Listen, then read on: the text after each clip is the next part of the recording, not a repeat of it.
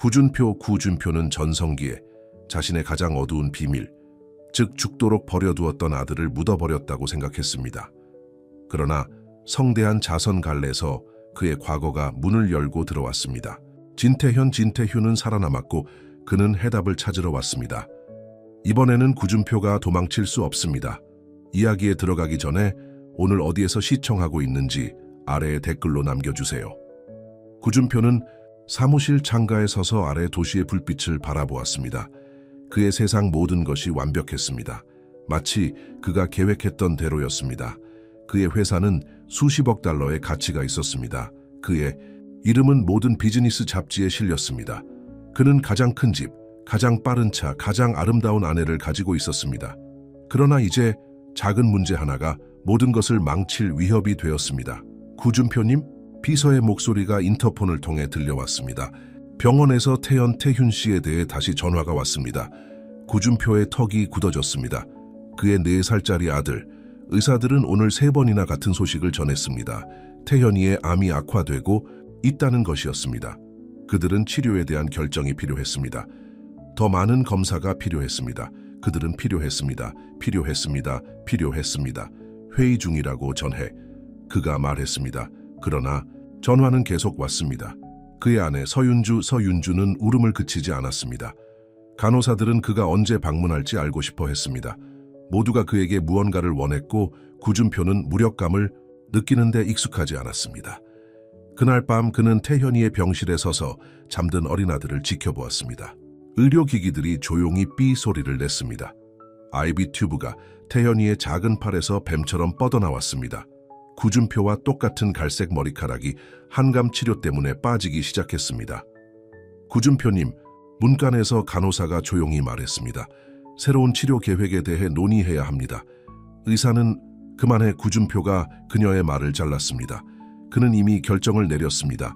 그의 옷과 필요한 것을 모두 챙겨 집으로 데려갈 거야. 간호사의 눈이 커졌습니다. 선생님, 그건 권장하지 않습니다. 태현이는 내가 그의 아버지야. 그가 무엇이 필요한지 알아. 간호사는 항의하려 했지만 구준표는 이미 서류에 서명하고 있었습니다. 의학적 조언에 반하는 행동이라고 그들은 말했습니다. 그는 상관하지 않았습니다. 그에게는 계획이 있었습니다. 1시간 후 구준표는 제네시스를 몰고 어두운 고속도로를 내달렸습니다. 도시에서 멀리 떨어진 곳이었습니다. 태현이는 뒷좌석에서 좋아하는 파란색 담요에 쌓여 평화롭게 잠들었습니다. 구준표가 조용한 시골길로 들어섰을 때도 그는 깨어나지 않았습니다. 이게 더 낫겠어. 구준표는 잠든 아들에게라기보다는 자신에게 속삭였습니다. 이제 고통받지 않을 거야. 이게 더 친절한 방법이야. 그는 키 큰 참나무 아래 도로변에 차를 세웠습니다. 잠시 동안 그는 백미러에서 태현이의 평화로운 얼굴을 바라보았습니다. 그런 다음 차에서 내려 시동을 켜둔 채 키를 두고 갔습니다. 누군가 너를 찾을 거야. 그가 말했습니다. 내가 할 수 있는 것보다 더 잘 돌봐줄 거야. 구준표는 걷기 시작했습니다. 그는 뒤돌아보지 않았습니다. 차가 어둠 속으로 사라질 만큼 거리가 멀어졌을 때도 마찬가지였습니다. 아침이 되자 그는 도시로 돌아왔습니다.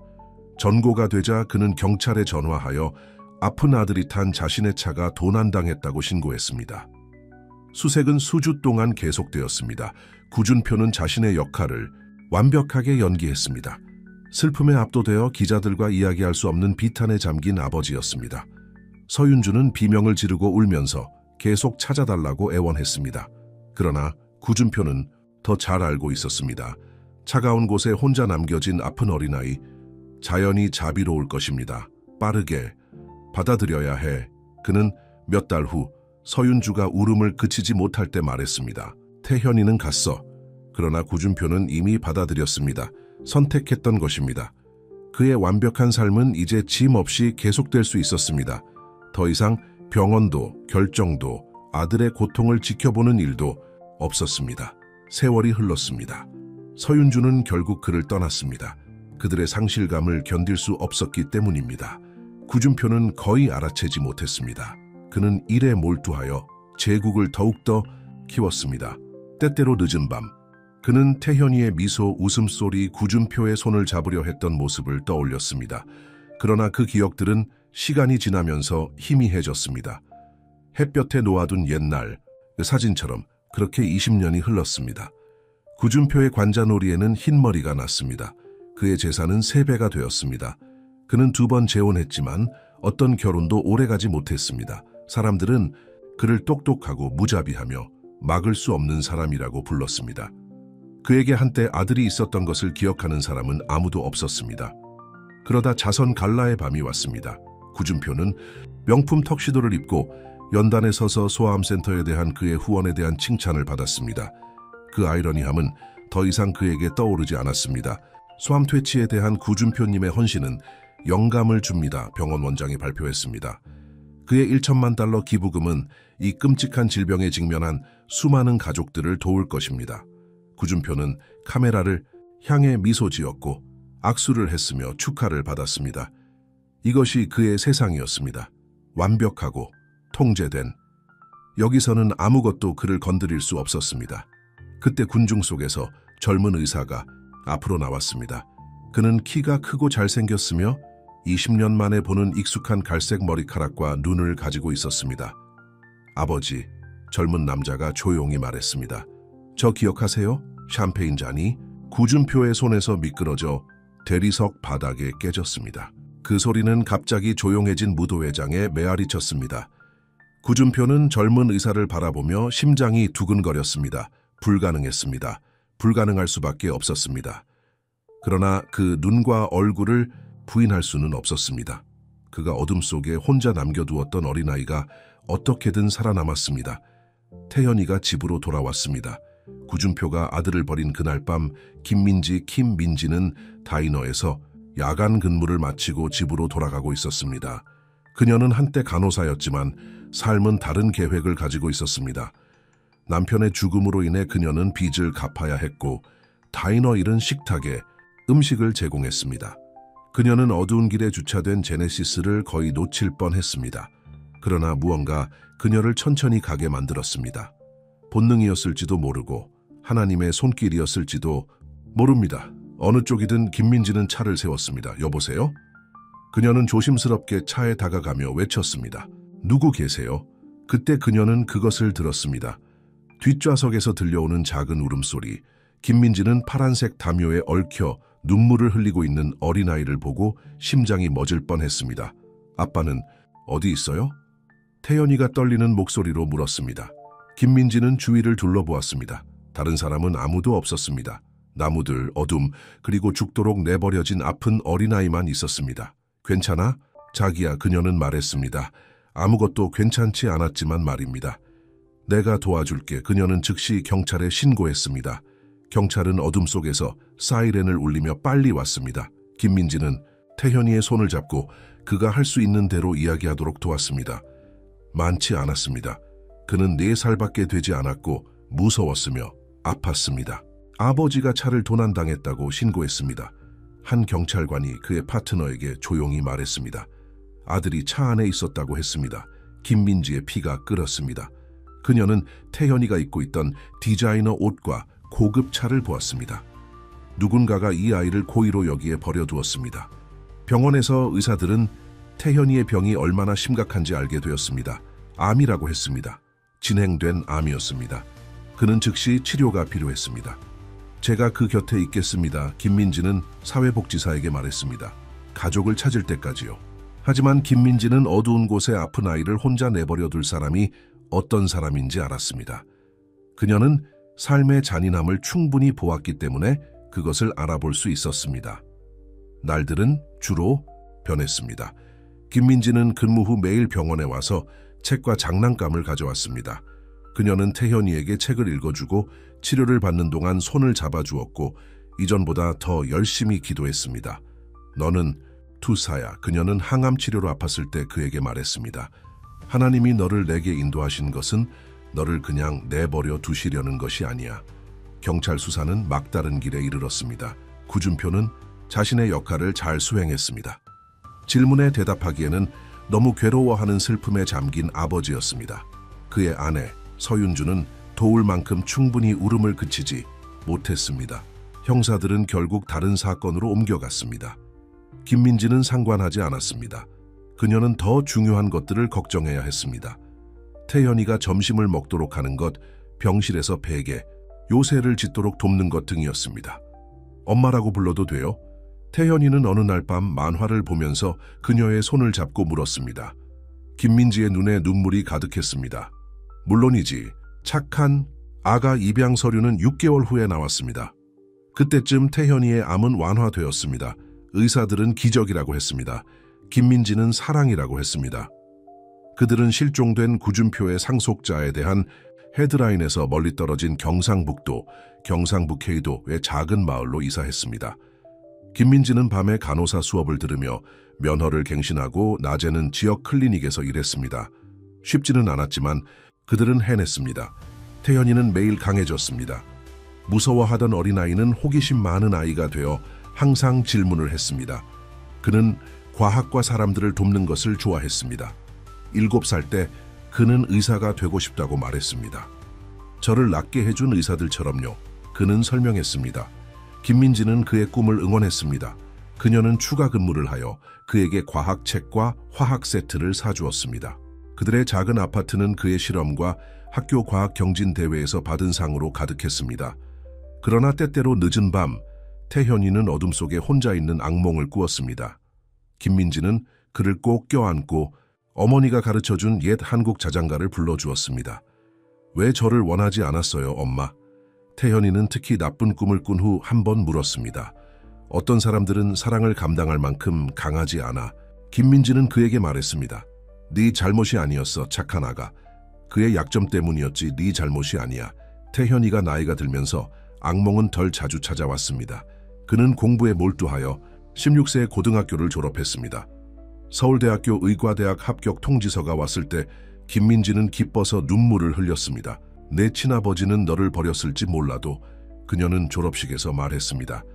하나님은 네가 제대로 된 어머니를 가지도록 하셨어. 태현이는 그녀를 꼭 껴안았습니다. 엄마만 있으면 돼요. 하지만 김민지는 아들을 알고 있었습니다. 그는 때때로 구준표에 대한 옛 신문 기사를 응시하는 것을 보았습니다. 그가 친아버지의 경력, 자선활동, 공개 행사를 추적하는 것을 알아챘습니다. 답을 원하는 건 괜찮아. 그녀는 레지던트 시절 어느 밤 그에게 말했습니다. 궁금해하는 것도 괜찮아. 태현이는 한참 동안 조용했습니다. 더 이상 궁금하지 않아요. 그는 마침내 말했습니다. 그가 누구인지 정확히 알아요. 내가 모르는 것은 그가 변화할 수 있는지 여부입니다. 김민지는 아들이 전국에서 가장 젊은 소아 종양 전문의 중 한 명이 되는 것을 지켜보았습니다. 그녀는 그가 아픈 아이들과 어떻게 끊임없이 일하고 가장 어려운 경우에도 포기하지 않는지 보았습니다. 모든 아이들은 그들을 위해 싸워줄 누군가가 필요합니다. 그는 말할 것입니다. 그러다 자선갈라 초청장이 왔습니다. 김민지는 방문 중 한 번 태현이의 부엌 카운터에서 그것을 보았습니다. 병원이 큰 기부금을 받았어요. 태현이 설명했습니다. 구준표에게서 김민지의 심장이 쿵 내려앉았습니다. 갈 거야? 태현이는 천천히 고개를 끄덕였습니다. 이제는 시간인 것 같아요. 내가 같이 갈까? 그는 미소 지었습니다. 20년 전 어두운 차에서 처음 보았던 용감한 미소였습니다. 아니요, 엄마. 제가 혼자 해야 할 일이에요. 갈라의 밤, 김민지는 아파트에 앉아 염주를 움켜쥐었습니다. 그녀는 정의나 복수를 위해서가 아니라 평화를 위해 기도했습니다. 아들과 그를 버린 남자 모두를 위해서였습니다. 그를 인도하소서 주님. 그녀는 속삭였습니다. 오늘 밤 무슨 일이 일어나든 제 아들을 집으로 인도하소서. 몇 시간 후 그녀의 전화가 울렸습니다. 태현이었습니다. 절 알아봤어요, 엄마. 그는 조용히 말했습니다. 그 표정을 보셨어야 할 텐데요. 김민지는 눈을 감고 눈물을 흘렸습니다. 그녀의 아들은 6.2 암 시련을 극복했습니다. 그는 어떤 부모라도 자랑스러워할 만한 사람으로 성장했습니다. 그리고 이제 20년 후 그는 친아버지에게 힘의 진정한 의미를 가르치려 하고 있었습니다. 웅장한 무도회장의 침묵은 단 몇 초간 지속되었지만 구준표에게는 수년처럼 느껴졌습니다. 수백 개의 눈이 그가 죽도록 내버려 두었던 아들을 바라보는 모습을 지켜보았습니다. 카메라 플래시가 번개처럼 터졌습니다. 어딘가에서 한 여자가 숨을 헐떡였습니다. 보안, 구준표는 떨리는 목소리로 말했습니다. 이 남자를 여기서 내보내. 그러나 태현이는 자리를 지켰습니다. 이번에는 그렇게 쉽게 날 없앨 수 없어. 그는 말했습니다. 20년 전 그 길에서처럼 말이야. 군중은 속삭임으로 터져 나왔습니다. 구준표의 현 아내인 이수현, 리수현은 그의 팔을 잡았습니다. 준표 씨, 무슨 말씀이세요? 구준표가 대답하기 전에 태연이는 옛날 사진을 꺼냈습니다. 이건 당신이 날 버리기 2주 전에 찍은 사진이에요. 그는 사진을 들어올리며 말했습니다. 당신이 아픈 아이가 당신의 완벽한 삶에 맞지 않는다고 결정하기 전에 더 많은 숨소리, 더 많은 카메라 플래시, 구준표는 공들여 쌓아 올린 인생의 벽이 무너지기 시작하는 것을 느꼈습니다. 거짓말이야. 그는 말했지만 그의 목소리에는 힘이 없었습니다. 내 아들은 죽었어. 차는 도난당했어. 그랬나요? 태연이의 목소리가 무도회장에 울려 퍼졌습니다. 아니면 당신이 경주시 간포읍 9월이의 차를 세우고 키를 시동에 꽂아둔 채 걸어 떠났나요? 한 번이라도 뒤돌아봤나요? 이수현의 손이 구준표의 팔에서 떨어졌습니다. 그녀는 한 발 뒤로 물러서며 얼굴에 공포가 번졌습니다. 준표 씨, 그녀는 속삭였습니다. 그가 거짓말이라고 말해줘요. 당신이 그러지 않았다고 말해줘요. 그러나 구준표는 말할 수 없었습니다. 그가 20년 동안 묻어두었던 진실이 솟아오르며 그를 익사시킬 위협을 하고 있었습니다. 그의 가장 큰 사업 라이벌인 박선영의 이 군중 속에서 앞으로 나왔습니다. 진태현 박사님, 그녀는 젊은 의사를 바라보며 말했습니다. 물론이죠. 제가 미리 알아챘어야 했어요. 당신은 소아종양학계에 떠오르는 스타죠. 환자들에게 결코 포기하지 않는 사람이죠. 태현이는 고개를 끄덕였습니다. 모든 아이들은 그들을 위해 싸워줄 누군가가 필요합니다. 저는 제 진짜 부모님, 그날 밤 저를 찾아 제 목숨을 구해준 여자분에게서 그것을 배웠습니다. 병원 원장은 기절할 것 같았습니다. 언론은 이미 휴대전화로 달려가 올해 최대의 뉴스를 알리고 있었습니다. 유명한 자성아 구준표가 죽어가는 아이를 버린 사람으로 밝혀졌습니다. 후회할 거야. 구준표는 마침내 말했습니다. 내 인생을 망쳐놓겠어. 그러나 태연이는 슬프게 미소 지었습니다. 벌써 한 번 시도했어요. 제가 살아남았죠. 문제는 당신이 살아남을 수 있느냐는 겁니다. 그는 떠나려고 돌아섰지만 문에서 멈췄습니다. 내일 전괴 카터스 다이너에 있을 거예요. 이야기하고 싶으면 와요. 설명하고 일을 바로잡으려고 노력할 거예요. 그는 아버지를 돌아보았습니다. 두 번째 기회입니다. 첫 번째 기회처럼 낭비하지 마세요. 그 말과 함께 태현이는 사라지고 그의 뒤에는 혼란만 남았습니다. 구준표는 다리가 풀리기 전에 간신히 자신의 개인 사무실에 도착했습니다. 그는 의자에 쓰러져 넥타이를 풀며 공황 상태에 빠졌습니다. 이미 그의 휴대전화는 메시지로 폭발하고 있었습니다.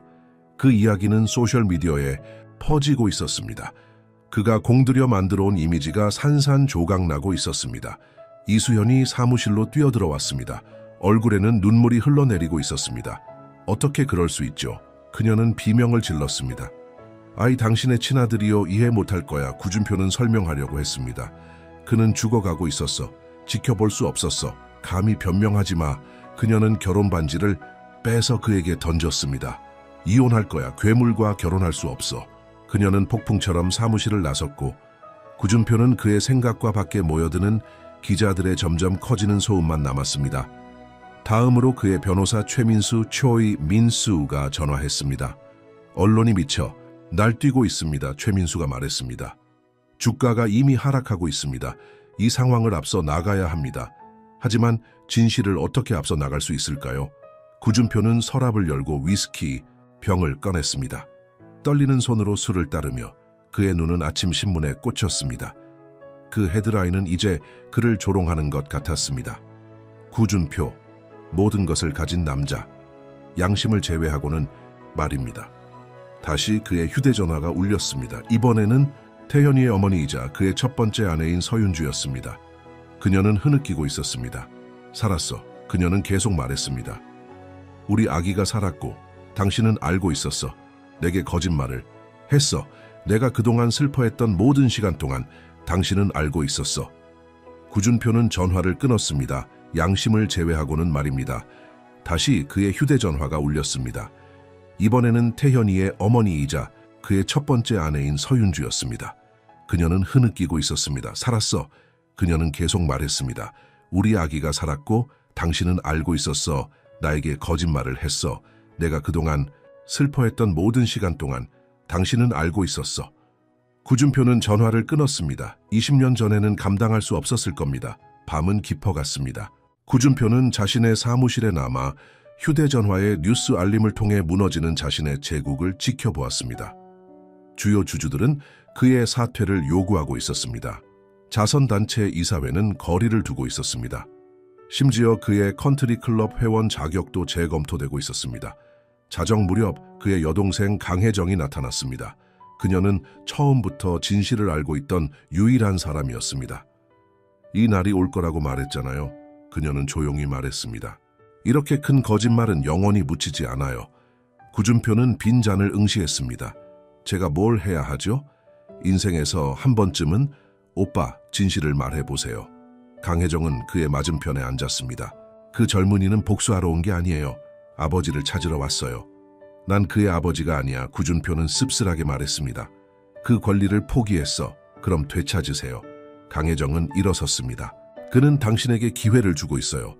당신이 그에게 준 것보다 더 많은 걸 주고 있어요. 그녀는 그를 두고 갔습니다.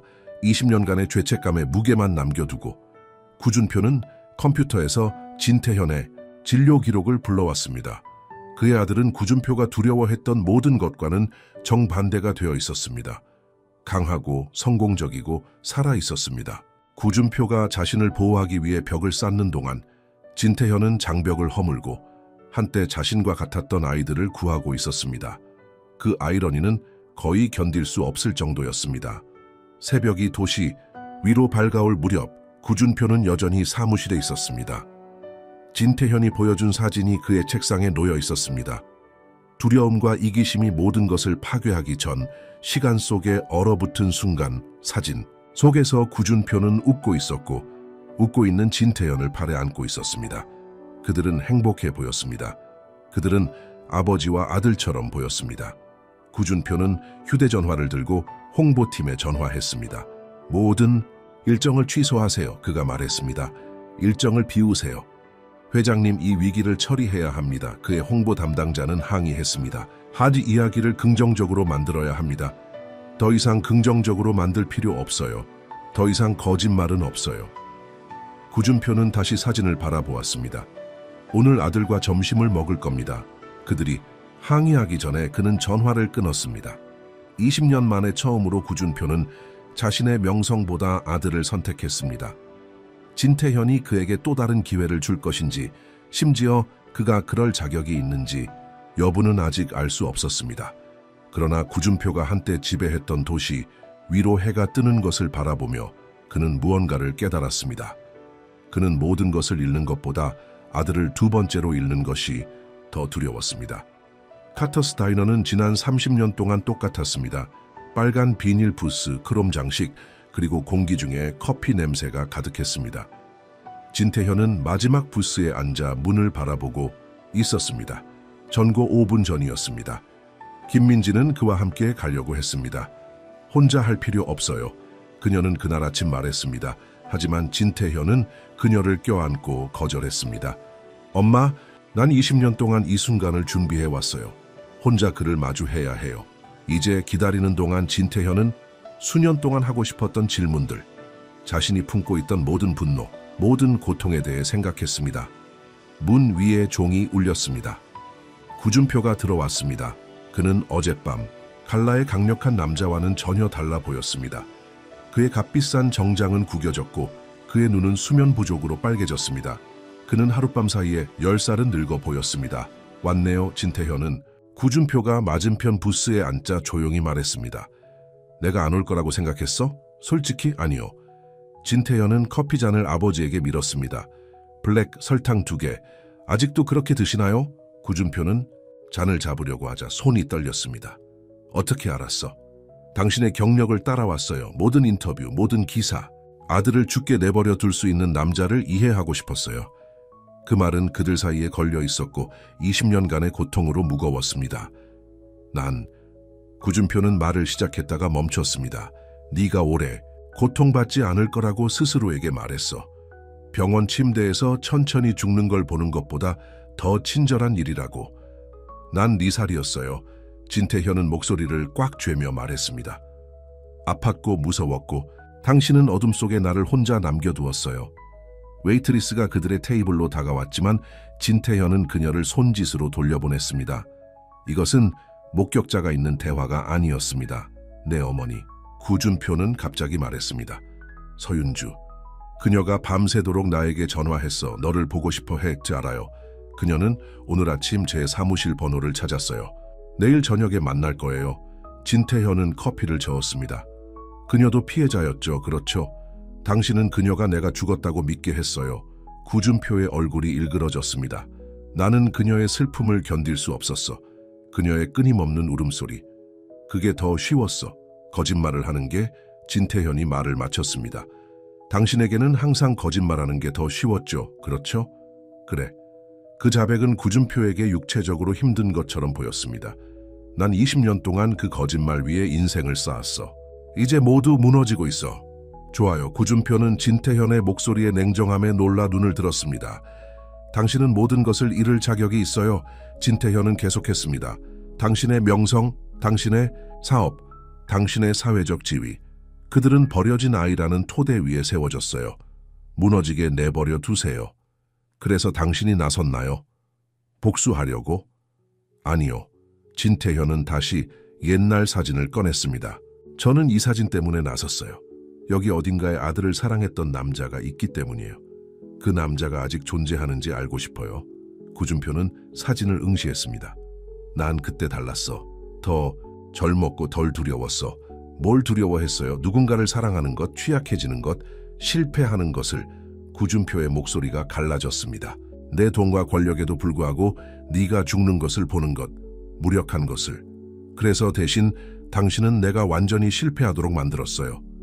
진태현은 앞으로 기울였습니다. 그날 밤에 무슨 일이 있었는지 아세요? 당신이 떠난 후에요? 구준표는 고개를 저었습니다. 혼자 깨어났어요. 무서웠어요. 아빠를 찾아 울었어요. 진태현의 목소리는 차분했지만 그의 손은 꽉 쥐어져 있었습니다. 당신이 도움을 구하러 간 줄 알았어요. 당신이 돌아올 때까지 계속 기다렸어요. 구준표의 눈에서 눈물이 흘러내렸습니다. 하지만 당신은 결코 돌아오지 않았어요. 진태현은 계속했습니다. 대신 하나님이 김민지를 보내주셨어요. 그녀는 다이너에서 이중 근무를 하며 저를 학교에 보냈어요. 그녀는 제 손을 잡고 모든 치료를 받았어요. 그녀는 진정한 강함은 고통에서 도망치는 것이 아니라 그것에 맞서는 것이라고 가르쳐 주었어요. 그녀는 놀라운 여자처럼 들리네요. 그녀가 제 어머니예요. 제 진짜 부모님이에요. 진태현의 눈이 굳어졌습니다. 의사들은 제 생존 확률을 30%로 예상했어요. 그녀는 제가 그 30% 안에 들도록 확실히 했어요. 구준표는 눈을 닦았습니다. 이 모든 세월 동안 나는 내가 옳은 일을 했다고 스스로에게 말했어. 네가 더 잘 될 거라고. 하지 마세요. 진태현이 그를 끊었습니다. 감히 정당화하려고 하지 마세요. 당신은 내가 잘 되라고 나를 버린 게 아니에요. 당신을 위해서 그랬어요. 그 진실이 구준표에게 육체적인 타격처럼 들이닥쳤습니다. 내 말이 맞아. 그는 속삭였습니다. 난 겁쟁이였어. 그래, 당신은 겁쟁이였어요. 진태현은 숨을 크게 쉬었습니다. 하지만 내가 여기 온 이유가 아니에요. 왜 여기 온 거죠? 지금은 의사예요. 저는 암에 걸린 아이들을 치료해요. 제가 그랬던 것처럼요. 그리고 매일 저는 당신이 가졌던 것과 같은 선택에 직면한 부모들을 봐요. 진태현의 목소리가 약간 부드러워졌습니다. 대부분은 두려움보다 사랑을 선택해요. 아무리 무서워도 싸우기로 선택해요. 나는 잘못 선택했어. 구준표는 말했습니다. 네, 하지만 이제 당신은 또 다른 선택을 해야 해요. 구준표는 눈을 들었습니다. 무슨 말씀이세요? 제가 일하는 병원, 당신이 큰 기부를 한 병원, 이 새로운 프로그램을 시작하고 있어요. 암에 걸린 아이들의 부모에게 지원을 제공하고 싶어요. 상담, 자원, 희망. 진태현은 폴더를 꺼냈습니다. 누군가가 이를 지원해 주어야 해요. 내 돈을 원해? 당신이 했던 일을 다른 부모가 하지 않도록 돕고 싶어요. 진태현은 폴더를 테이블 건너편으로 밀었습니다. 대부분의 재산을 포기하는 것을 의미할 거예요. 하지만 당신의 돈이 실제로 몇몇 생명을 구할 때가 된 것 같아요. 구준표는 떨리는 손으로 폴더를 열었습니다. 그 숫자는 천문학적이었습니다. 그를 파산시킬 만큼 충분했습니다. 왜 저에게 이 기회를 주는 거죠? 그는 물었습니다. 20년 전 당신은 사랑보다 두려움을 선택했어요. 진태현은 일어섰습니다. 다른 선택을 할 기회를 주고 있어요. 그는 명함을 꺼내 폴더 위에 올려놓았습니다. 시간을 가지세요. 생각해보세요. 제 사무실 번호가 명함에 있어요. 진태현아, 구준표가 아들이 떠나려고 돌아설 때 불렀습니다. 미안해. 충분하지 않다는 걸 알지만 정말 미안해. 진태현은 멈췄습니다. 맞아요. 충분하지 않아요. 하지만 시작이에요. 그는 다이너를 나섰고 구준표는 폴더와 명함 그리고 20년간의 후회만 남겨두고 혼자 남았습니다. 밖에서는 아침 햇살이 밝았습니다. 진태현은 신선한 공기를 크게 들이마셨습니다. 그는 수년 동안 이 대결을 수없이 상상했지만 현실은 달랐습니다. 더 어렵고 더 복잡했습니다. 휴대전화가 울렸습니다. 김민지의 문자, 메시지였습니다. 괜찮아, 내 사랑아. 진태현은 미소를 지으며 이렇게 답장했습니다. 엄마 저녁 먹으러 집에 갈게요. 사랑해요. 그의 뒤편 다이너 창문을 통해 그는 여전히 부스에 앉아 손으로 얼굴을 가리고 있는 구준표를 볼 수 있었습니다. 진실에 의해 몰락한 위대한 구준표.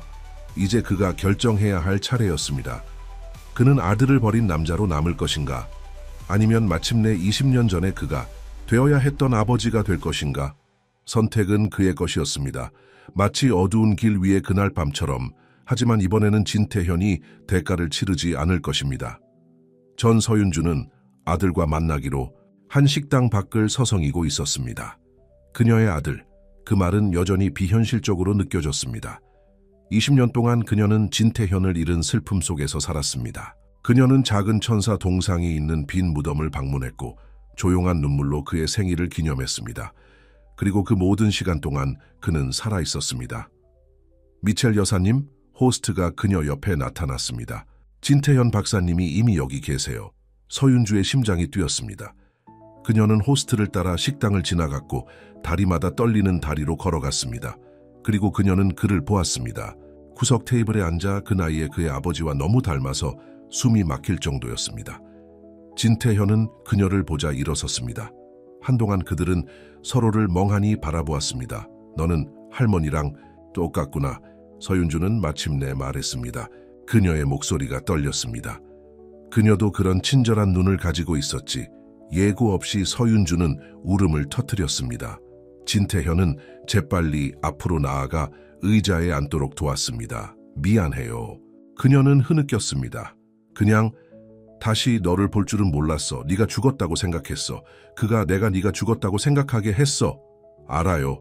진태현은 부드럽게 말하며 냅킨을 건넸습니다. 그런 고통을 겪어서 정말 미안해요. 아니, 서윤주는 그의 손을 잡았습니다. 감히 사과하지 마. 너는 그저 아기였어. 내 아기였고 내가 너를 실패했어. 엄마는 날 실패하지 않았어요. 진태현은 그녀를 안심시켰습니다. 엄마도 피해자였어요. 웨이터가 다가왔지만 그 순간의 강렬함을 감지하고 재빨리 물러났습니다. 모든 것을 말해줘. 서윤주는 간청했습니다. 제발. 너무 많은 것을 놓쳤어. 그래서 진태현은 그를 찾아 생명을 구해준 전 간호사인 김민지에 대해, 펜실베이니아에서 자란 것에 대해, 암과의 싸움에 대해, 의사가 된 것에 대해 이야기했습니다. 그녀는 훌륭한 분처럼 들리네요. 서윤주는 그가 김민지를 묘사할 때 말했습니다. 혹시 언젠가 그녀를 만날 수 있을까요? 그녀도 그러길 바랄 거예요. 진태현은 미소 지었습니다. 그녀는 항상 아이는 사랑하는 사람이 많을수록 좋다고 말했어요. 서윤주는 눈물을 닦았습니다.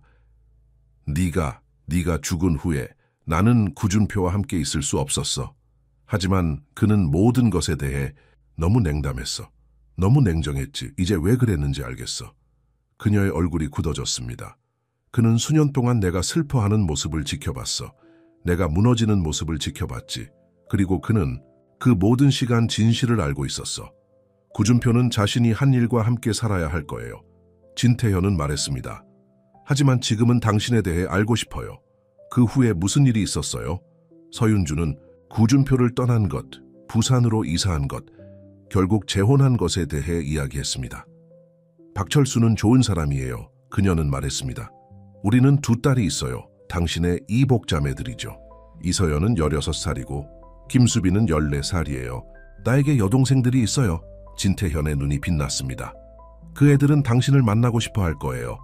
그 애들은 큰 오빠에 대해 듣고 자랐어요. 서윤주는 그의 손을 꽉 잡았습니다. 나는 당신의 사진을 벽난로 위에 두었어요. 매년 당신의 생일에 우리는 촛불을 켰어요. 바로 그때 서윤주의 휴대전화가 울렸습니다. 뉴스 알림이었습니다. 구준표가 회사 CEO직에서 물러났다는 소식이었습니다. 사건이 터진 이후 주가는 60%나 폭락했습니다. 그는 모든 것을 잃고 있어요. 서윤주는 진태현에게 휴대전화를 보여주며 말했습니다. 좋아요. 그들의 뒤에서 목소리가 들렸습니다. 그들은 돌아서서 구준표의 현 부인 혹은 곧 전 부인이 될 이수현이 서 있는 것을 보았습니다. 방해해서 미안해요. 이수현은 말했습니다. 하지만 당신을 만나야 했어요. 진태현 씨. 스스로 진실을 봐야 했어요. 이수현은 가방에서 파일을 꺼냈습니다. 구준표에게는 다른 비밀들이 있어요. 다른 거짓말들이요. 나는 그의 개인 금고에서 이것들을 찾았어요.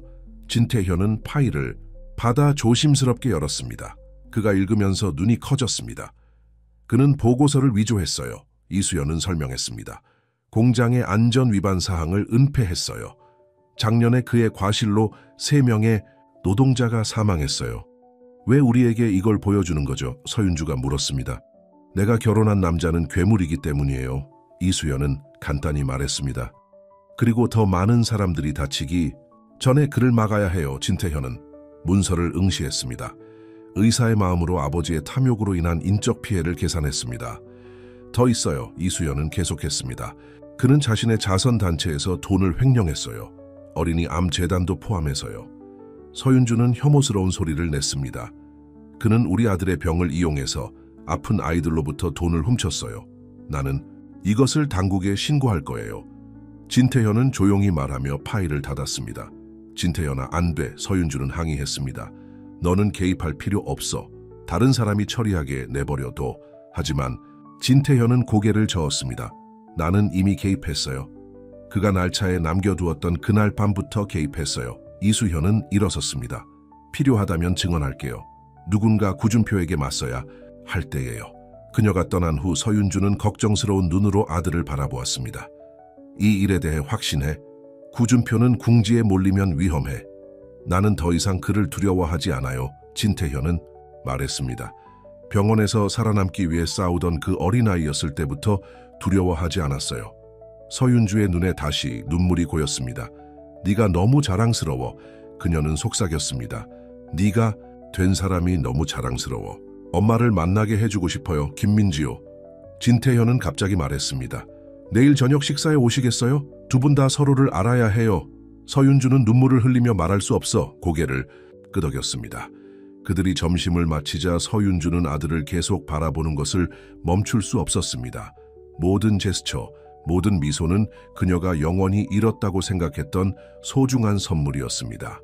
진태현아, 그녀는 그들이 떠날 때 말했습니다. 나는 내게 또 다른 어머니가 있다는 걸 알아. 너를 키우고 내가 할 수 없을 때 너를 사랑한 사람 말이야. 하지만 네 마음속에 자리가 있을까? 혹시? 네. 진태현은 그녀를 꽉 껴안으며 말했습니다. 두 분 모두를 위한 자리가 있어요. 식당 밖에서는 기자들이 기다리고 있었습니다. 버려진 구준표의 상속인에 대한 이야기는 여전히 큰 뉴스였습니다. 하지만 서윤주는 카메라나 질문에 신경 쓰지 않았습니다. 그녀는 아들을 되찾았습니다. 그리고 이번에는 아무도 그를 데려가지 못하게 할 것입니다. 김민지의 작은 집은 그녀의 유명한 만두 냄새로 가득했습니다. 그녀는 하루 종일 요리하고 있었고 이 중요한 저녁 식사를 위해 모든 것을 완벽하게 하고 싶어 했습니다.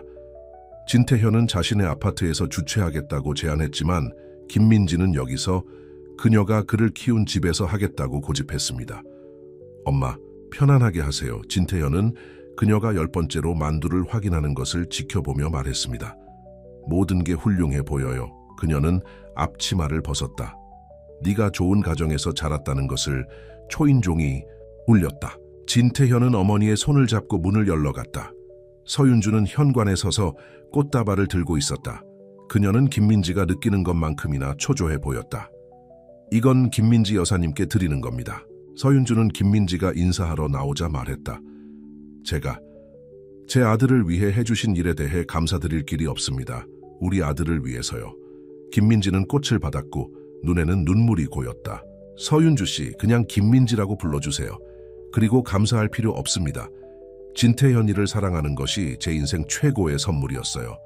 두 여자는 서로를 바라보았다. 아들을 서로 다른 방식으로 공유하는 두 어머니였다. 그러다 예고 없이 서로 껴안고 울음을 터뜨렸다. 저는 그가 죽었다고 생각했어요. 서윤주는 흐느꼈다. 이 모든 세월 동안 알아요. 김민지는 달랬다. 하지만 이제 그는 여기 있어요. 안전하고 사랑받고 있죠. 진태현은 그 광경을 지켜보며 눈시울을 붉혔다. 이 두 여자는 그의 삶을 깊이 있게 만들었다. 한 사람은 그에게 생명을 주었고 다른 한 사람은 그를 구했다. 저녁 식사에서 김민지는 사진 앨범을 꺼냈다. 서윤주는 각 사진에 놀라워했다. 진태현의 첫 등교, 과학 경시대회 우승, 졸업식, 그녀가 놓쳤던 모든 순간들이었다. 그는 항상 똑똑했어요. 김민지는 자랑스럽게 말했다. 항상 다른 사람들을 돕고 싶어 했죠. 할머니를 닮았네요. 서윤주는 미소 지었다. 할머니도 간호사셨죠. 평화로운 순간은 진태현의 전화벨이 울리며 깨졌다. 이수현이었다. 경찰청이 구준표의 사무실을 급습했어요. 그녀는 보고했다. 제가 드린 서류들 말이죠. 빠르게 움직이고 있어요. 전화를 끊은 후 진태현은 어머니들에게 상황을 설명했다. 저 남자. 김민지는 고개를 저었다. 먼저 아픈 아이를 버리고 다른 아픈 아이들한테서 돈을 훔치다니. 지옥에 특별한 자리가 있을 거예요. 김민지 씨.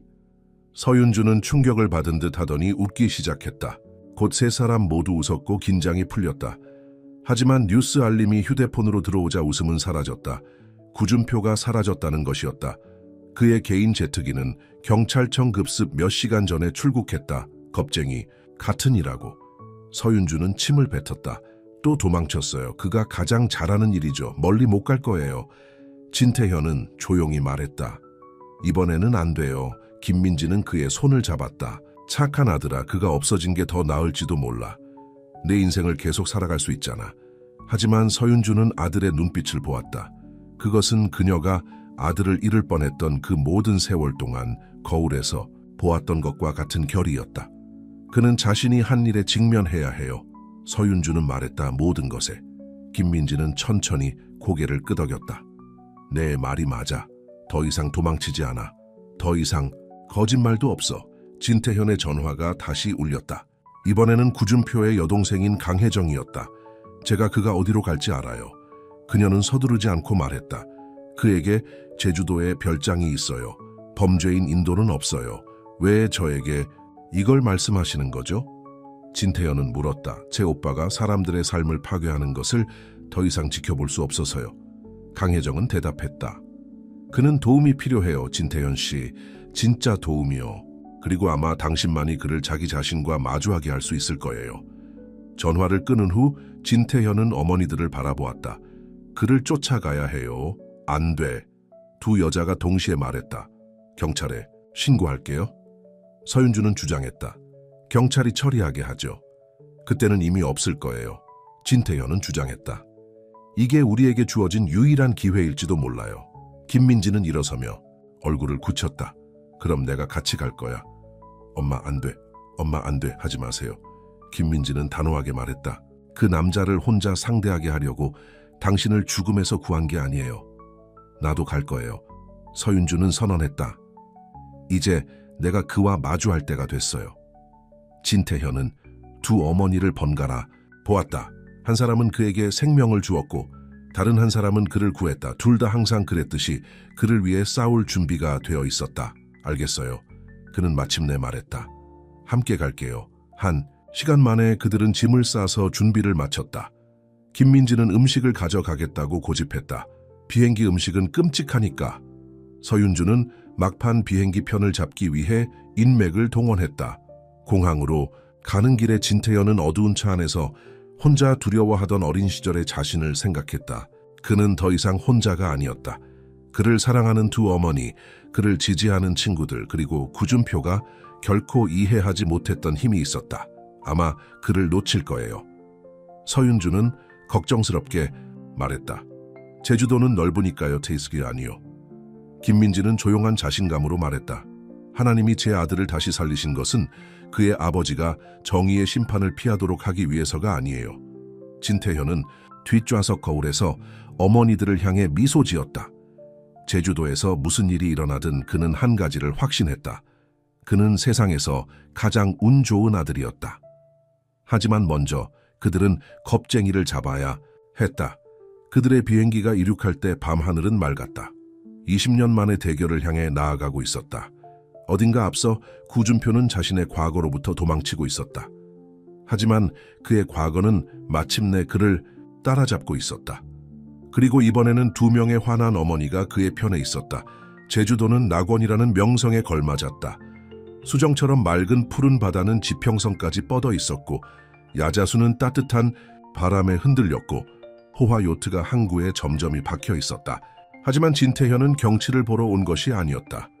구준표의 별장은 서귀포시에 있어요. 서윤주는 공항을 떠나면서 휴대폰을 확인하며 말했다. 강혜정 씨가 주소를 보내줬어요. 김민지는 이마에 땀을 닦았다. 여기 너무 덥네요. 부자들이 낙원에 돈을 숨기는 이유를 알겠어요.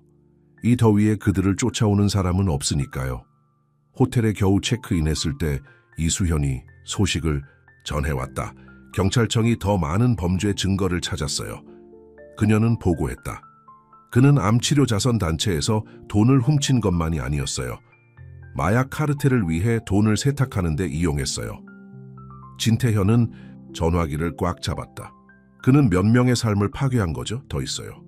이수현은 계속했다. 옛날 이메일을 찾았어요. 그는 그날 밤 당신을 버린 것에 대해 입을 다물게 하려고 사람들에게 돈을 주고 있었어요. 도난 신고를 받은 경찰 조사를 촉구하지 않은 병원 관리자. 그는 그들의 침묵을 샀어요. 김민지는 중국어로 무언가를 중얼거렸는데 그다지 자애로운 말은 아니었다. 경찰청 담당 형사가 당신과 이야기하고 싶어 해요. 이수현은 덧붙였다. 살인 미수 사건에 대한 증거를 만들고 있어요. 전화를 끊은 후 진태현은 호텔 창가에 서서 완벽한 푸른 바다를 바라보았다. 이 모든 세월 동안 저는 그가 그냥 겁먹었다고 생각했어요. 그가 약하다고요. 하지만 이것은 악이에요. 서윤주는 그의 팔을 만졌다. 당신은 그를 직접 만날 필요 없어요. 당국에 신고할 수 있어요. 만두 아니요. 진태현은 어머니들을 향해 돌아섰다. 마지막으로 그의 눈을 바라봐야 해요. 그가 실패했음을 알려줘야 해요. 그들은 택시를 타고 서귀포시로 갔다. 거대한 별장들이 전용 해변을 따라 늘어서 있었다. 구준표의 집은 다른 집들과 달랐다. 유리와 강철로 된 현대적인 요새였고 높은 담으로 둘러싸여 있었다 봐. 김민지는 문 앞에 있는 신선한 타이어 자국을 가리켰다. 누군가 여기 있었어. 그들은 문이 열려 있는 것을 발견했다. 구준표가 서둘러 온 또 다른 징후였다. 그들이 긴 차도를 따라 걸어가자 진태현의 심장이 쿵쾅거렸다. 20년 동안 쌓인 질문들이 곧 답해질 것이었다. 현관문도 열려 있었다. 그들은 조용히 들어가 바다가 내려다 보이는 거대한 거실에서 들리는 소리를 따라갔다. 구준표는 벽 금고에 서서 서류와 현금을 서둘러 가방에 쑤셔 넣고 있었다. 그는 어딘가 작아 보였고 필사적이었고 진태현의 기억 속을 괴롭혔던 강력한 남자와는 전혀 달랐다. 어디 가시는 거예요, 아버지? 구준표는 몸을 돌렸다. 김민지와 서윤주와 함께 서 있는 진태현을 보자 얼굴에 모든 피가 빠져나갔다. 어떻게 날 찾았어? 당신이 생각하는 것만큼 영리하지 않아요. 서윤주는 차가운 목소리로 말했다. 결코 그렇지 않았어요. 구준표의 눈은 마치 탈출구를 찾는 갇힌 동물처럼 그들 사이를 왔다 갔다 했다. 당신은 이해하지 못해요. 모든 걸 설명할 수 있어요. 무엇을 설명하겠다는 거지? 김민지는 앞으로 나서며 평소의 온화함 대신 강철 같은 모습을 보였다. 아픈 아이를 버리고 죽게 내버려 둔 것을 설명하겠다는 거야? 그의 어머니가 20년 동안 슬퍼하도록 내버려 둔 것을, 다른 아픈 아이들에게서 돈을 훔친 것을. 나에게 이유가 있었어. 구준표는 소리쳤다. 회사가 어려웠어. 돈이 필요했어. 그리고 진태현은 어차피 죽을 거였어. 그걸 지켜볼 수 없었어. 약해질 수 없었어. 약하다고? 진태현의 조용한 목소리가 아버지의 횡설수설을 가로질렀다. 사랑이 당신을 약하게 만든다고 생각해? 지금 당신을 봐. 서윤주가 덧붙였다. 훔친 돈을 들고 도망치는군. 이게 당신의 힘의 개념인가? 구준표는 벽에 기대어 쓰러졌다. 내게 무엇을 원하는 거지, 진실을. 진태현은 말했다. 모든 것을. 그날 밤부터 시작해서. 잠시. 구준표는 거절할 것처럼 보였다. 그러다 둑이 무너지듯 말이 쏟아져 나왔다. 난 모든 것을 잃고 있었어. 그는 말했다. 회사는 파산 직전이었고 은행은 대출금을 요구했어. 그러다 네가 아팠고 의료비가 감당할 수 없었어. 네가 고통받는 것을 지켜볼 수 없었어. 무력한 나 자신을 감당할 수 없었어. 그래서 당신은 아무도 도울 필요가 없도록 했어. 김민지는 말했다. 당신은 자신의 아이보다 돈을 선택했어. 그래. 구준표는 속삭였다. 그리고 일단 도망치기 시작하자 멈출 수 없었어. 거짓말 하나가 또 다른 거짓말로 이어졌어. 자선단체가 어떻게든 만회할 거라고 생각했지만 그러자 더 많은 돈이 필요했어. 나에게 한 일을 은폐하기 위해서. 진태현이 마무리했다. 구준표는 비참하게 고개를 끄덕였다. 나는 네가 나 같은 아버지를 두는 것보다 죽는 게 더 낫다고 스스로에게 말했어. 하지만 사실은 네가 죽었다고 생각하는 게 내게 더 좋았지. 갑자기 헬리콥터 소리가 들렸다. 빨간색과 파란색 불빛이 밖에서 번쩍였다. 경찰청입니다. 메가폰을 통해 목소리가 울렸다. 집은 포위됐습니다. 구준표는 가방을 향해 몸을 던졌지만 진태현이 그의 길을 막았다. 비켜. 구준표는 으르렁거렸다. 너는 날 막을 수 없어. 네가 암을 막을 수 없었던 것처럼. 진태현은 움직이지 않았다. 나는 네 살이었고 네가 평생 싸운 것보다 더 열심히 싸웠어. 김민지는 진태현 옆으로 다가왔다. 나는 그 차에서 그를 발견했어. 열이 나서 타오르고 아빠를 찾으며 울고 있었지. 하지만 하나님은 다른 계획을 가지고 계셨어. 나는 20년 동안 슬퍼했어. 서윤주가 덧붙였다. 하지만 내 아들은 살아남았어. 그는 당신이 될 수 있었던 것보다 훨씬 더 훌륭한 사람이 되었어. 구준표는 그 세 사람을 번갈아 바라보았다. 버린 아들, 그를 구한 여자, 그리고 배신한 아내. 그들의 얼굴에서 그는 자신의 모든 실패, 모든 범죄, 모든 겁쟁이, 같은 행동을 보았다. 경찰들이 이제 문을 부수고 있었다. 몇 초 후에 그들이 여기에 올 것이다. 끝났어요, 아버지. 진태현은 부드럽게 말했다. 더 이상 도망치지 마세요. 구준표의 어깨가 처졌다. 가방이 그의 손에서 떨어지며 훔친 돈이 바닥에 흩어졌다. 경찰들이 몰려들자 구준표는 마침내 도망치는 것을 멈췄다. 그들은 그를 수갑을 채워 데려갔다. 죽이려고 했던 아들과 그를 위해 싸우는 것을 멈추지 않았던 두 어머니를 지나쳐서 밖에서 제주도의 낙원은 변함없이 계속되었다. 바다는 반짝였고 야자수는 흔들렸고 요트는 항구에 떠 있었다. 하지는 진태현에게는 두 어머니 사이에 서서 아버지가 끌려가는 것을 지켜보는 그에게 다른 종류의 평화가 찾아왔다. 집에 가요. 그가 말했다. 김민지는 그의 손을 꼭 잡았다. 그래, 너희 둘 다 제대로 된 저녁을 차려줘야겠다. 비행기 음식으로는 아무도 제대로 생각할 수 없으니까. 서윤주는 눈물을 흘리며 웃었다. 좋아요. 그들이 별장에서 멀어져 갈 때 진태현은 마지막으로 한 번 뒤돌아보았다. 구준표는 경찰차 뒷좌석에 있었고 고개를 숙이고 있었다. 강력했던 구준표는 마침내 무너졌다. 하지만 진태현은 일어섰다. 사랑에 힘입어 진실에 강해지고 그를 위해 싸우는 것을 멈추지 않았던 두 어머니에게 축복받았다. 낙원은 도망치는 곳이 아니라는 것을 그는 깨달았다. 무슨 일이 있어도 당신 옆에 서 있는 사람들이었다. 구준표의 선고 당일 서울중앙지방법원은 북적였다. 기자들이 모든 자리를 채웠고 카메라를 준비하여 미국의 가장 악명 높은 사업가 중 한 명의 몰락을 포착하려 했다. 진태현은 김민지와 서윤주 사이에 앞줄에 앉았다. 그들 뒤에는 이수현, 강혜정, 그리고 구준표의 자선단체 사기로 피해를 입은 아이들의 부모들이 앉아 있었다. 구준표는 주황색 수의를 입고 작아 보였다. 한때 이사회를 지휘했던 강력한 남자와는 달랐다. 그의 변호사는 관용을 바라며 모든 혐의를 인정하라고 조언했다. 김지영 판사는 엄격한 얼굴로 범죄 목록을 읽었다. 살인, 미수, 사기, 돈 세탁, 횡령, 공모. 구준표 씨, 김지영 판사는 말했다. 판결을 내리기 전에 법정에 할 말이 있습니까? 구준표는 천천히 일어섰다. 체포된 이후 처음으로 그는 아들을 향해 돌아섰다. 나는 2개월 동안 감옥에서 그날 밤에 대해 생각했습니다.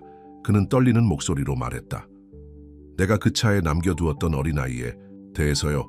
내가 한 일을 은폐하려고 파괴한 모든 삶에 대해서요. 그는 잠시 멈춰 눈물을 닦았다. 나는 용서를 바라지 않습니다. 그럴 자격이 없어요. 하지만 아들에게 알리고 싶습니다. 나는 틀렸습니다. 모든 것이요. 판사는 고개를 끄덕였다. 구준표 씨, 당신의 범죄는 수십 년에 걸쳐 있습니다. 당신은 중병에 걸린 당신의 아이를 버리고 죽게 내버려 두었습니다. 어머니가 그가 죽었다고 믿게 했습니다. 당신은 버린 아들과 같은 아이들을 돕기 위한 자선단체에서 돈을 훔쳤습니다. 법원은 당신에게 징역 25년을 선고합니다. 판사의 망치가 내려왔다. 집행관들이 구준표를 데려가자 그는 마지막으로 진태현을 바라보았다. 그의 눈에는 아들이 전에 본 적이 없는 것이 있었다. 후회였다. 법원 밖에서 기자들이 그들을 둘러쌌다. 진태현, 박사님, 선고에 대해 어떻게 생각하십니까? 구준표 여사님, 남편의 범죄를 알고 계셨습니까? 김민지 여사님, 친어머니와 아들을 공유하는 것이 어떻습니까? 김민지는 앞으로 나서며 모두를 놀라게 했다. 내 아들은 사랑으로 구원받았습니다. 그녀는 단호하게 말했다. 나의 사랑뿐만 아니라 하나님의 사랑으로요. 이제 그는 2명의 어머니, 2배의 사랑을 가지고 있습니다. 그것이 여러분이 알아야 할 전부입니다. 그들이 저녁 식사를 위해 모였던 김민지의 집에서 서윤주는 식탁을 차리는 것을 도왔고 진태현과 김민지는 요리를 했다. 병원 이사회가 새로운 프로그램을 승인했습니다. 하텔리시 주칸틀라 밴드. 진태현은 김민지가 수년 전에 가르쳐준 소스를 저어가며 발표했다. 우리는 그것을 세컨드 찬스 재단이라고 부를 겁니다. 소아암을 앓고 있는 가족들을 지원할 것입니다. 그리고 구준표의 돈으로 운영할 건가요? 서윤주가 물었다. 진태현은 고개를 끄덕였다. 그가 훔친 모든 것과 그의 합법적인 자산 대부분이요. 법원이 전액 배상을 명령했습니다. 좋아요. 김민지는 말했다. 적어도 좋은 일이 생길 거예요. 초인종이 울렸다. 이수연과 강혜정이 와인과 디저트를 들고 있었다. 방해가 되는 건 아니겠죠? 강혜정은 주저하며 말했다. 하지만 재단에 대해 이야기하고 싶었습니다. 가족이잖아요. 김민지는 그들의 코트를 받으며 말했다. 가족은 결코 방해가 되지 않아요. 저녁 식사에서 그들은 재단 계획을 논의했다. 이수연은 자신의 사업 경험을 바탕으로 운영을 돕겠다고 제안했다. 강혜정은 추가 지원을 위해 자신의 사회적 인맥에 연락하고 싶어 했다. 생각해 봤는데요. 서윤주는 갑자기 말했다. 프로그램을 확장하면 어떨까요? 단순한 의료 지원뿐만 아니라 법률 지원도요. 가족들이 보험회사와 고용주와 싸우도록 돕는 거죠. 훌륭한 생각이에요. 진태현은 미소 지었다. 우리는 가족들이 인생에서 가장 힘든 시간을 보낼 때 함께 할 수 있도록 도울 수 있습니다. 우리가 샤는 어떤 사람들과는 달리요. 김민지는 중얼거리며 곧바로 감자 좀 더 주세요. 라고 덧붙였다. 모두 웃었고 긴장이 풀렸다. 그들은 이상한 가족이었다. 2명의 어머니, 전처, 시누이, 그리고 그들을 모두 하나로 묶은 아들. 하지만 어떻게든 잘 돌아갔다. 그날 밤 모두 집으로 간 후 진태현은 옛날 사진을 보고 있는 김민지를 발견했다. 이거 기억나? 그녀는 과학 경시대회에 참가한 어린 진태현의 사진을 가리키며 물었다. 네가 이 프로젝트를 정말 자랑스러워했지. 그들은 이상한 가족이었다. 2 어머니, 전처, 시누이, 그리고 그들을 하나로 묶은 아들. 하지만 그럭저럭 잘 지내왔다. 그날 밤 모두 집으로 간 후 진태현은 옛날 사진을 보고 있는 김민지를 발견했다. 이거 기억나? 그녀는 어린 진태현이 과학 경시대회에 참가한 사진을 가리키며 물었다. 네가 이 프로젝트를 정말 자랑스러워했잖아. 잊지 못해요. 진태현이 말했다. 제대로 감사 인사를 드리지 못했어요. 엄마께서 해주신 모든 희생에 대해서 태현이를 사랑하는 건 결코 희생이 아니었단다. 김민지는 부드럽게 말했다. 서윤주가 우리 삶에 들어온 것도 마찬가지야. 사랑은 나누면 줄어드는 게 아니라 곱해지는 거란다. 진태현은 김민지를 꽉 껴안았다. 그걸 엄마한테 배웠어요. 중요한 모든 걸 엄마한테 배웠어요. 휴대전화가 울렸다. 서윤주에게 온 문자였다. 이서연이랑 김수빈이 이번 주말에 큰오빠 만나는 걸 정말 기대하고 있어요. 질문이 100만 개래요. 진태현은 미소를 지으며 김민지에게 문자 메시지를 보여주었다. 14살, 16살 딸 둘의 할머니가 될 준비는 됐어. 농담이야? 이미 조끼를 뜨기 시작했단다. 김민지는 눈을 반짝였다. 하지만 여름에는 좀 더울지도 모르겠네. 어쨌든 좋아할 거야. 진태현이 장담했다. 내가 엄마의 매년 크리스마스 스웨터를 좋아하는 것처럼 빛나는 루돌프 코가 달린 그 스웨터도, 특히 그 스웨터. 그들은 함께 앉아 더 많은 사진들을 보았다. 진태현의 의과대학 졸업사진, 의사로서의 첫날 사진, 최근에 서윤주와 이복 여동생들과 함께 찍은 사진들. 두려움에 버려진 것이 아니라 사랑으로 만들어진 삶. 오늘 구준표에게 편지를 받았어요. 진태현이 조용히 말했다. 날 만나고 싶대요. 김민지는 사진첩을 내려놓았다. 갈 거야? 잘 모르겠어요. 진태현은 창밖을 응시했다. 그를 더 잘 이해하고 싶은 마음도 있고 너무 늦었다고 생각하는 마음도 있어요. 그건 네가 결정해야 해. 김민지는 말했다. 하지만 기억해. 용서는 상대방을 위한 게 아니야. 내 고통을 놓아주는 거야. 그 고통이 너를 더 이상 지배하지 못하도록. 진태현은 어린 시절을 떠올렸다. 돌아오지 않는 아버지를 기다리며 어두운 차 안에 앉아있던 작은 자신. 그리고 지금 구준표가 상상할 수 없을 만큼 많은 사랑에 둘러싸인 자신. 언젠가는요, 그가 말했다. 하지만 아직은 아니에요. 지금은 제가 가진 가족에게 집중하고 싶어요. 두려움 대신 사랑을 선택한 가족에게. 김민지는 그의 손을 꼭 잡았다. 그럼 그렇게 하자. 함께. 밖에서는 별들이 나타나고 있었다. 20년 전 두려워하는 어린 소년을 지켜보았던 그 별들. 하지만 그 소년은 더 이상 혼자가 아니었다. 그에게는 두 어머니, 두 여동생, 그리고 의무가 아닌 선택으로 만들어진 확장된 가족이 있었다. 구준표는 사랑보다 돈을, 신앙보다 두려움을, 굳건히 서 있는 것보다 도망치는 것을 택했다. 그렇게 함으로써 그는 중요한 모든 것을 잃었다. 하지만 그의 가장 큰 실수는 아름다운 것을 만들어냈다. 피가 아닌 사랑으로 맺어진 가족, 비극을 승리로 버려짐을 소속감으로, 두려움을 신앙으로 바꾼 사랑.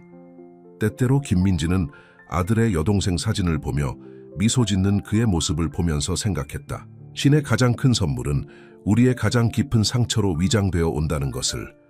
당신은 사랑이 그것들을 치유하도록 할 만큼 충분히 강해야만 한다. 이서연과 김수빈은 엄마의 손을 꼭 잡고 진태현의 아파트 건물 앞에 초조하게 서 있었다. 14살, 16살. 그들은 오랫동안 잃어버린 오빠에 대한 이야기를 듣고 자랐다. 이제 그를 만나려 하고 있었다. 오빠가 우리를 싫어하면 어떡해? 김수빈이 서윤주에게 속삭였다. 오빠는 너희를 이미 사랑한단다. 서윤주는 그녀를 안심시켰다. 매일 너희 얘기를 물어봤단다. 10층까지의 엘리베이터 여정은 끝없이 느껴졌다. 그들이 진태현의 문에 도착했을 때 그들은 노크하기도 전에 문이 열렸다. 앞치마를 입고 따뜻한 미소를 짓고 있는 김민지가 서 있었다. 어서 들어와, 어서 들어와. 그녀가 말했다. 다들 나자냐 좋아하길 바란다. 김민지는 두 소녀를 껴안기 전에 잠시 주저했다. 내 손녀들. 그녀는 눈을 빛내며 말했다. 너희를 만날 날을 기다렸단다. 진태현은 부엌에서 나타났고 그의 여동생들만큼이나 긴장한 듯 보였다. 잠시 동안 아무도 움직이지 않았다. 그러자 이서연이 침묵을 깼다. 엄마가 벽난로 위에 올려놓은 사진이랑 똑같아요. 그녀는 말했다. 다만 나이가 더 들고 키가 더 크다는 점만 빼고요. 모두가 웃었고 그 순간 긴장감은 풀렸다. 저녁 식사 동안 소녀들은 질문을 멈추지 않았다. 그들은 큰오빠에 대해 모든 것을 알고 싶어 했다. 좋아하는 책, 병원에서의 일, 어렸을 때 어떤 아이였는지 등등. 과학 경시대회 사진을 보여줘. 김민지가 말하며 익숙한 앨범을 가져왔다. 엄마 창피한 사진은 보여주지 마세요. 진태현은 항의했지만 미소 짓고 있었다. 너도 과학 경시대회에서 상을 탔어? 김수빈은 기운이 나 보였다. 나도 학교에서 1등 했어. 정말. 진태현은 앞으로 기울였다. 어떤 프로젝트였어? 다른 종류의 음악이 식물 성장에 미치는 영향이에요. 김수빈은 자랑스럽게 말했다. 클래식 음악을 들은 식물이 가장 잘 자랐어요. 정말 놀라워. 진태현은 이서연에게로 돌아섰다. 너는 무슨 분야에 관심 있어? 이서연은 입술을 깨물었다. 사실 의사가 되고 싶어요. 오빠처럼요. 이상해요? 이상해? 완벽해. 진태현의 얼굴이 환해졌다. 언제든 병원에 와서 구경할래? 내가 안내해 줄게. 두 소녀 모두 열렬히 고개를 끄덕였다. 서윤주는 눈물을 글썽이며 자녀들이 유대감을 쌓는 모습을 지켜보았다. 김민지는 말없이 서윤주의 손을 잡았다. 서로의 마음을 이해했다. 그날 밤 서윤주가 매주 가족 저녁 식사 약속을 하며 아이들을 집으로 데려간 후 진태현과 김민지는 청소를 했다. 정말 훌륭한 아이들이야. 김민지는 말했다. 수빈이는 내 호기심을 닮았고 서연이는 그 나이대에 너를 많이 닮았어. 여동생들이 있다니 믿기지 않아요. 진태현은 조용히 말했다. 그렇게 오랫동안 혼자였는데 이제 다음 날 아침 또 다른 큰 순간이 찾아왔다. 두 번째 기회 재단의 공식 출범이었다. 그들은 진태현이 일하고 김민지가 한때 간호사로 일했던 서울대학교 병원에서 행사를 열기로 했다. 병원 강당은 가득 찼다. 이수현은 언론을 담당하여 주요 방송사들이 모두 참석하도록 했다. 강혜정은 그녀의 사교계 친구들을 데려왔고 모두 그 사업을 지원하기 위해 열렬했다. 서윤주는 두 번째 기회 재단 티셔츠를 맞춰 입은 이서연과 김수빈과 함께 앞줄에 앉았다. 김민지는 진태현의 넥타이를 그의 첫 면접 때처럼 매만지며 무대 뒤에 서 있었다. 준비됐어? 그녀가 물었다. 진태현은 군중을 바라보았다. 20년 동안 준비해왔어요. 그는 무대 위로 걸어갔고 방은 조용해졌다. 20년 전 그는 말을 시작했다. 아버지는 병든 아이를 버리고 떠났습니다. 그 아이가 바로 저였습니다. 하지만 신은 다른 계획을 가지고 있었습니다. 신은 저에게 김민지라는 천사를 보내주셨고 김민지는 저에게 진정한 힘은 두려움이 아닌 사랑에서 나온다는 것을 가르쳐 주셨습니다. 청중석에서 이서연은 김수빈의 손을 잡았다. 오늘 우리는 두 번째 기회 재단을 출범합니다. 진태현은 계속했다. 어린이 암과 싸우는 가족들을 돕는 것뿐만 아니라 어떤 부모도 그렇게 혼자이고 절망하여 버림이 유일한 선택처럼 느끼지 않도록 하기 위해서입니다. 그는 재단의 프로그램들을 설명했다. 의료 지원, 법률 지원, 상담 서비스, 치료를 위해 이주해야 하는 가족들을 위한 주택 지원까지. 그리고 저는 우리의 첫 번째 주요 사업을 발표하게 되어 자랑스럽습니다. 그는 여동생들을 향해 미소 지었다. 어린이 암 환자의 형제 자매 중 의학 분야에 종사하기를 원하는 사람들을 위한 이서연, 김수빈 장학금입니다. 이서연은 울음을 터뜨렸다. 김수빈은 그녀를 꽉 껴안았다. 암은 병든 아이에게만 영향을 미치는 것이 아닙니다. 진태현은 설명했다. 온 가족에게 영향을 미칩니다. 그리고 가족들은 함께 있어야 하고 함께 강해져야 합니다. 발표 후 사람들이 리셉션에서 어울리는 동안 한 간호사가 진태현에게 다가왔다. 진태현 선생님, 소아암센터에 있는 어린 소녀가 선생님이 여기 계신다는 말을 들었대요. 선생님을 만나고 싶다고 합니다. 진태현은 그의 가족을 바라보았다. 이야기를 나누고 있는 김민지와 서윤주, 기금 모금 계획에 대해 논의하고 있는 이수현과 강혜정, 장학금 안내 책자를 자랑하는 이서연과 김수빈, 금방 돌아올게요. 그는 그들에게 말했다.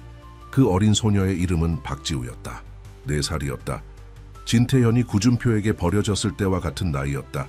그녀는 백혈병과 싸우고 있었고 두려워하고 있었다. 제가 어렸을 때 선생님도 아팠다고 들었어요. 그녀는 말했다. 진태현은 그녀의 침대 옆에 앉았다.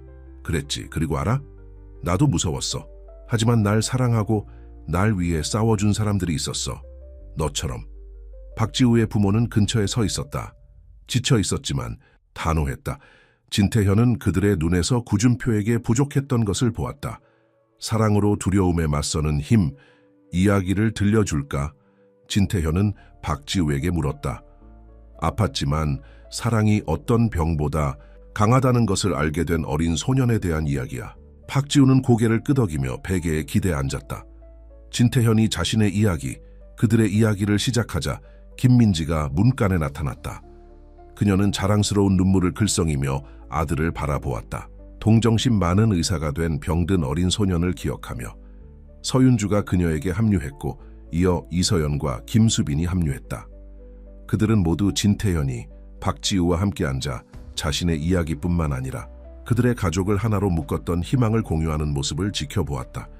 사랑은 정말로 곱해진다. 김민지는 속삭였다. 서윤주는 고개를 끄덕였다. 정말 그래. 박지우의 방박복대는 두 번째 기회 재단 배너가 걸려 있었다. 그 아래에는 누군가 간단한 글귀를 적어놓았다. 때때로 우리 삶의 최악의 순간들이 우리 삶의 최고의 사람들을 우리에게 데려다준다. 진태현은 박지우의 침대에서 눈을 들어 그의 가족을 보았다. 비극이 축복이 된 그들 모두. 때때로 두 번째 기회는 예상치 못한 방식으로 온다. 때로는 두 어머니, 두 여동생, 그리고 어떤 상처든 치유할 만큼 강한 사랑과 함께 온다. 어둠 속에 혼자 남겨진 어린 소년의 상처조차도 두 번째 기회 재단 출범 1년 후 김민지의 뒷마당은 웃음소리로 가득 찼다.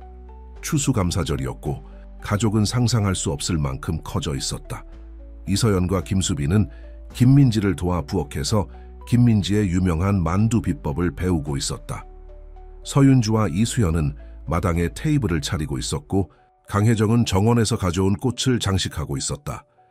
진태현은 지난 1년 동안 얼마나 많은 것이 변했는지 생각하며 현관에서 그들을 모두 바라보았다.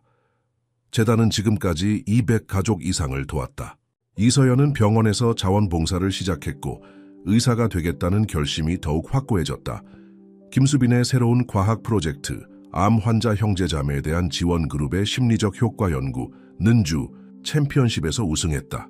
무슨 생각해? 김민지는 현관에 있는 그에게 다가와 물었다. 가족 생각을 하고 있었어요. 진태현은 말했다. 그리고 때로는 최악의 결정이 최고의 결과로 이어질 수 있다는 것. 김민지는 그의 말을 이해하며 고개를 끄덕였다. 구준표의 최근 편지에 대해 결정했어. 구준표는 감옥에서 매달 편지를 보내왔다. 그의 마지막 편지에는 그의 모든 재산을 재단에 기부하겠다는 요청이 담겨 있었다. 다음 주에 그를 만나러 갈 거예요. 진태현은 조용히 말했다. 그를 용서하기 위해서가 아니라 그에게 감사하기 위해서, 감사를 하기 위해서? 김민지는 놀란 표정을 지었다. 그가 날 그 채에 두고 떠나지 않았더라면 엄마는 날 찾지 못했을 거예요. 여동생들도 없었을 거고 이수연과 강혜정도 우리 삶에 없었을 거예요. 재단도 존재하지 않았을 거예요. 진태현은 미소 지었다. 그의 최악의 행동이 많은 선을 가져왔어요. 집안에서 전화가 울렸다. 박지우의 어머니였다. 박지우는 완치 판정을 받았다. 그녀의 가족은 재단이 처음 도왔던 가족 중 하나였고 이제 그들은 자원봉사자로서 다른 가족들이 같은 여정을 헤쳐나가도록 돕고 있었다. 진태현 선생님, 박지우가 직접 전화로 말했다. 맞춰봐요. 제 과학 프로젝트에서 A를 받았어요. 저는 커서 선생님처럼 의사가 되고 싶어요. 전화를 끊은 후 진태현은 눈물을 닦고 있는 서윤주를 부엌에서 발견했다. 기쁜 눈물이에요. 그녀는 그를 안심시켰다. 그냥 우리가 당신을 잃은 후 첫 추수감사절을 생각하고 있었어요. 얼마나 텅 비었었는지. 그녀는 그를 꽉 껴안았다. 이제 우리를 봐요. 이 모든 것을 봐요. 초인종이 울렸다. 더 많은 손님들이 도착했다. 재단의 도움을 받은 가족들, 병원 동료들, 심지어 구준표의 전 사업 파트너들 중 일부도 재단의 활동을 지원하기 위해 왔다. 김민지의 작은 뒷마당은 곧 사람들, 음식, 그리고 이야기들로 가득 찼다. 암을 이겨낸 아이들은 형제 자매들과 놀았다. 한때 절망에 빠졌던 부모들은 이제 다른 사람들에게 희망을 주었다.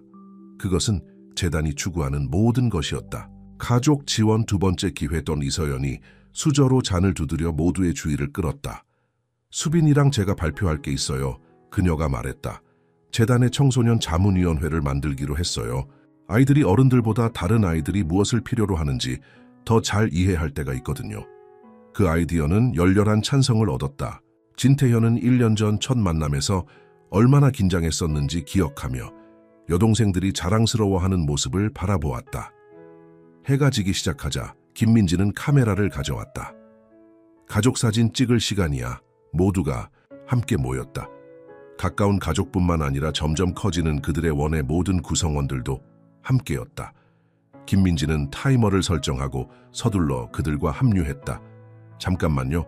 진태현은 갑자기 말했다. 그는 지갑에서 옛날 사진을 꺼냈다. 갈래서 구준표에게 보여주었던 것과 같은 사진, 두려움이 그들을 갈라놓기 전에 찍은 아버지와 아들의 사진. 그는 그것을 그룹 근처 작은 테이블에 놓았다. 기억을 위해서. 그는 설명했다. 우리가 어디서 시작했고 얼마나 멀리 왔는지. 김민지는 만족스럽게 고개를 끄덕였다. 과거는 우리 이야기의 일부이기도 하지. 카메라는 순간을 포착했다. 의무가 아닌 선택으로 만들어진 가족, 삶의 가장 깊은 상처에서 자란 사랑으로 맺어진 가족. 그날 밤 손님들이 모두 집으로 간 후 진태현은 두 어머니가 현관 흔들 의자에 함께 앉아 별을 바라보는 것을 발견했다. 그 첫날 밤 기억나? 김민지는 서윤주에게 물었다. 내게 만나러 왔던 날? 우리 둘 다 정말 긴장했었지. 이제 우리를 봐. 서윤주는 웃었다. 재단 아이들 중 절반의 할머니들이잖아. 진태현은 지난 1년 동안 여러 번 그랬던 것처럼 그들 사이에 앉았다. 책을 써보려고 생각 중이에요. 그가 말했다. 우리 이야기에 대해서. 모든 이야기를? 김민지가 물었다. 진태현은 고개를 끄덕였다. 그날 밤 도로에서부터 지금까지 두려움이 가족을 파괴할 수 있지만 사랑은 조각들로부터 더 큰 가족을 만들 수 있다는 것에 대해서. 사람들은 그걸 들어야 해. 서윤주는 부드럽게 말했다. 두 번째 기회가 너무 늦지 않았다는 걸 알아야 해. 마치 약속이나 한 듯 진태현의 휴대전화가 이수현에게 온 문자 메시지로 울렸다. 또 다른 가족이 재단에 의뢰되었다. 두 아이를 둔 미혼모, 그중 한 아이는 뇌암을 앓고 있었다. 내일 아침 일찍 병원으로 갈게요. 진태현은 말했다. 우리도 갈 거야. 김민지는 결정했다. 이 가족들은 혼자가 아니라는 걸 알아야 해. 결코 혼자가 아니야. 서윤주는 동의했다. 진태현은 그의 어머니들을 바라보았다. 그의 생명을 준 어머니와 그의 생명을 구한 어머니. 그는 그의 여동생들, 박지우, 재단이 도왔던 모든 가족들을 생각했다. 그는 감옥에서 혼자 있는 구준표를 생각했다. 마침내 진정한 힘이 무엇인지 이해하게 된 구준표. 20년 전 아버지는 아들을 버리고 떠났다. 사랑보다 두려움을 선택했다. 하지만 사랑은 어쨌든 이겼다. 사랑은 두려움이 파괴할 수 없는 것을 만들었다. 서로를 선택하는 가족, 매일 모든 어려움을 통해서. 김민지는 항상 신은 신비로운 방식으로 일한다고 말했다. 어쩌면 그녀가 옳았을지도 모른다. 어쩌면 때로는 가장 어두운 길이 가장 밝은 목적지로 이어질 수도 있다. 어쩌면 때로는 버려져야 진정한 소속감에 의미를 배우는 것일 수도 있다. 별들이 머리 위에서 반짝였다. 어두운 차 안에서 두려워하는 어린 소년을 지켜보았던 그 별들, 이제 재단을 통해 희망을 찾는 수많은 가족들을 지켜보고 있는 그 별들. 저 진태현은 버려졌지만 혼자가 아니었다. 진짜로는. 사랑이 그를 찾고 그를 구하고 가족이 단지 피가 아닌 선택이라는 것을 보여주기 위해 기다리고 있었을 때는, 그리고 매일 그는 사랑을 선택했다. 매일 사랑은 그를 다시 선택했다. 끝.